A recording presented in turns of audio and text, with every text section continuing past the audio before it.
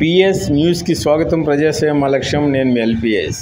పల్నాడు జిల్లా నర్సరావుపేట నియోజకవర్గం రావిపాడు గ్రామంలో స్వర్గీయ డాక్టర్ కోడెల శివప్రసాద్ విగ్రహావిష్కరణ కార్యక్రమంలో పాల్గొన్న నర్సరావుపేట ఎమ్మెల్యే డాక్టర్ చదలవాడ అరవింద్ బాబు, ఎమ్మెల్యే చింతమనేని ప్రభాకర్, ఎంపీ లావు శ్రీకృష్ణదేవరాయలు, పల్నాడు జిల్లా తెలుగుదేశం పార్టీ అధ్యక్షుడు doctor Kommalapati Sridhar, teach for change వ్యవస్థాపకులు ప్రముఖ సినీ నటి Manchu Lakshmi, Pegasus systems head ధరణిలతో కలిసి అమరావతి మండలం ధరణికోటలోని ఎంపీపీఎస్ పాఠశాలలో స్మార్ట్ క్లాస్ రూమ్స్ను ప్రారంభించిన స్థానిక శాసనసభ్యులు భాష్యం ప్రవీణ్.